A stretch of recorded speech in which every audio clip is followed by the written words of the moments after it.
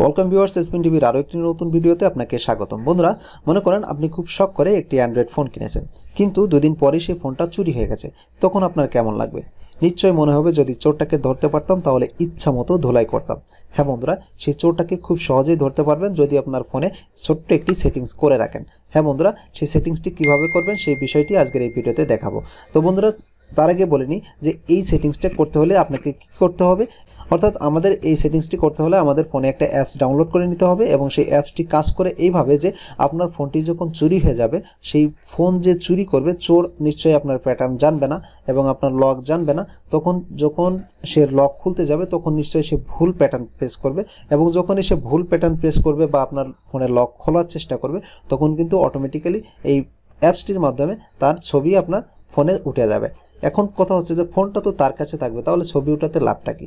হ্যাঁ বন্ধুরা, কথা সেখানে নাই। আমাদের এই ফোন অ্যাপসটি যখন লগ ইন করবো তখন লগ ইন করার সময় আমাদের একটা জিমেল আইডি দেওয়া লাগবে, আর জিমেল আইডিটা হচ্ছে আমাদের গুগল ড্রাইভ। অর্থাৎ এই অ্যাপসটির ব্যাকআপ হিসেবে কাজ করে গুগল ড্রাইভ।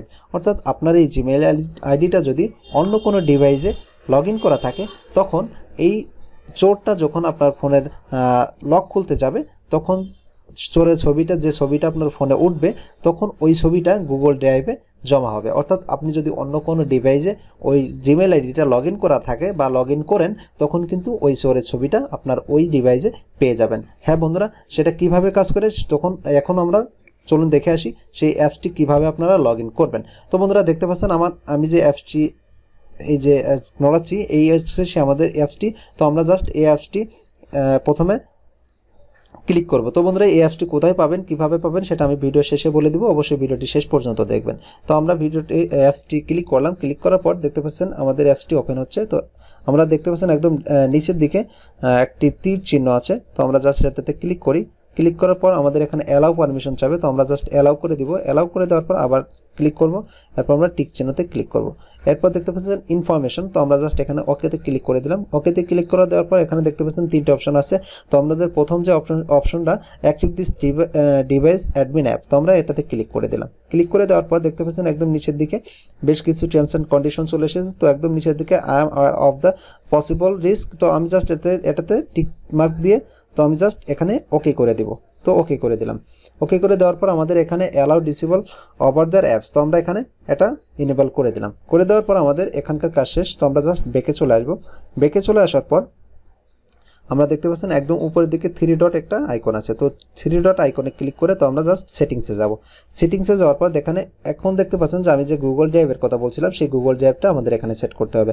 তো একদম নিচের দিকে গুগল ড্রাইভ ব্যাকআপ, আমাদের যে অ্যাপসটি আমরা ইনস্টল করছি সেই অ্যাপসটি আমাদের অন্য একটা জিমেলের মাধ্যমে সেটা গুগল ড্রাইভ এটাকে ব্যাকআপ করে। অর্থাৎ আপনি যে জিমেলটা এখানে দিবেন, এই জিমেলটা অন্য কোনো ডিভাইসে যখন লগ ইন করবেন তখন কিন্তু এই যে চোর, অর্থাৎ যার ছবিটা উঠবে সেই ছবিটা কিন্তু ওই ডিভাইসে চলে যাবে। তো আমি জাস্ট এখানে আমার একটা জিমেল আইডি দিয়ে দিলাম। তো আমার এখানে যখন জিমেল আইডি দিয়ে দেবো তখন কিন্তু এখানে ব্যাকআপ হিসেবে এটা এনেবল হয়ে যাবে। তো আমাদের কাজ শেষ। তো আমরা জাস্ট চলে যাব ব্যাকে। এখন আমার ফোনটি আমি সুইচ অফ করছি। মনে করেন এখন আমি চোর। এখন আমার এই বন্ধুরা, আমি আন্তরিকভাবে দুঃখিত যে আমি যখন সুইচটা অফ করেছিলাম আমার ফোনে তখন কিন্তু আমার স্ক্রিন রেকর্ড হচ্ছিলো সেটা বন্ধ হয়ে গেছিলো, যেমন সুইচ অফ করলে আমাদের স্ক্রিন রেকর্ডারটা অটোমেটিক্যালি বন্ধ হয়ে যায়।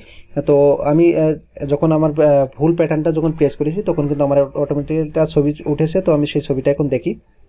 সেটা হচ্ছে দেখতে পাচ্ছেন এই হচ্ছে আমার ছবি, কারণ আমি যখন আমি ভুল প্যাটার্ন প্রেস করেছি তখন কিন্তু অটোমেটিক্যালি আমার এই ছবিটা উঠে নিয়েছে।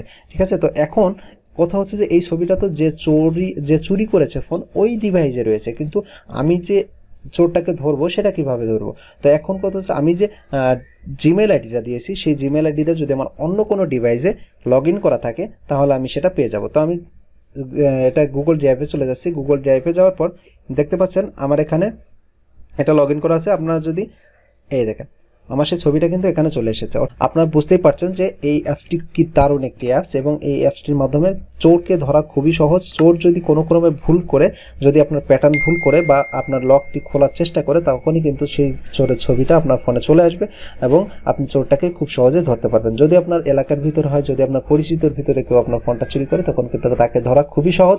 তো বন্ধুরা, আশা করি এই ভিডিওটি আপনার খুবই ভালো লেগেছে। যদি ভালো লেগে থাকে তাহলে অবশ্যই ভিডিওতে একটা লাইক দিয়ে দিন এবং আমার চ্যানেলটি সাবস্ক্রাইব করে আমার পাশেই থাকবেন।